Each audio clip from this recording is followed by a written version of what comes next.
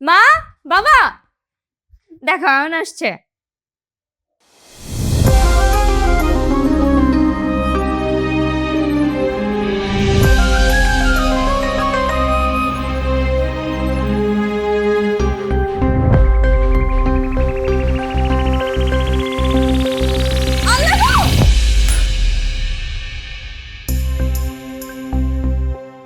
আপনারা আমাকে দেখে এরকম অবাক হচ্ছেন কেন? আরে এই মেয়েটা অজ্ঞান হয়ে পড়ে গেল, কি রিজনটা কি?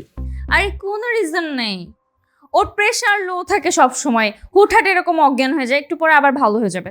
তুমি বসো না, বসো তো, বাবা মার সাথে অনেক গল্প করো, আমি তোমার জন্য চা বানিয়ে নিয়ে আসি। মা, ওর সাথে কথাবার্তা বলো, যাও না। বসো বাবা।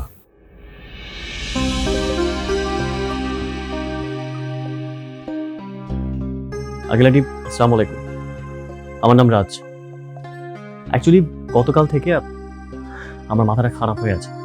আপনার মেয়ের সাথে দেখা হওয়ার পর থেকে আমার জীবনটা জাস্ট, আচ্ছা ও আমাকে কি মনে করছে? আমাকে ওর বয়ফ্রেন্ড দাবি করছে, আমি আমি আমাকে বলছে অয়ন।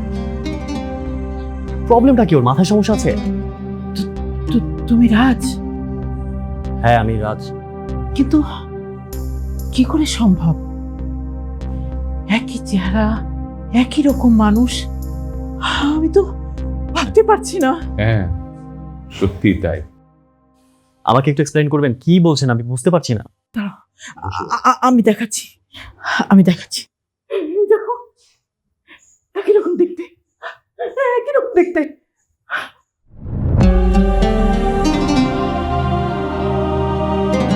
কি অবাক হচ্ছ? আমার আমার মতো দেখতে? তোমার মতো। ওর নাম অয়ন, দেখতে ঠিক তোমার মতো।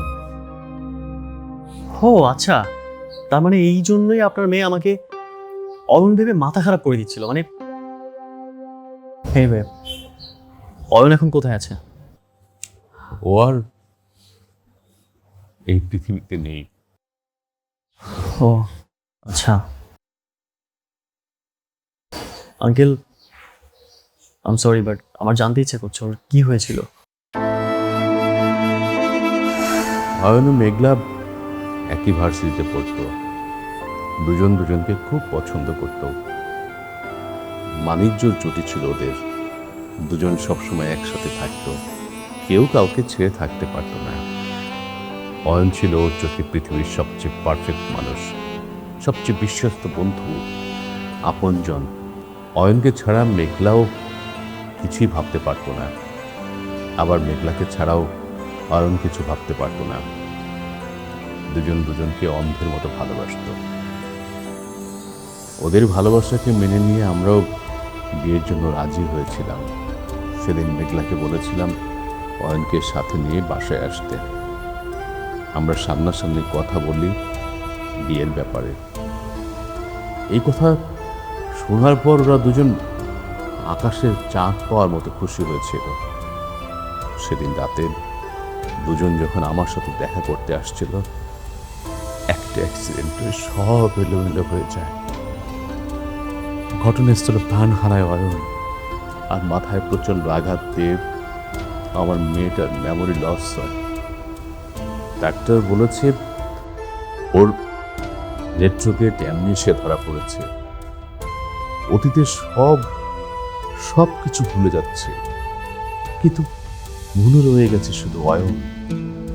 সবসময় ও ফিল করেছে অয়ন ওর সাথে আছে, অয়ন ওর পাশে আছে।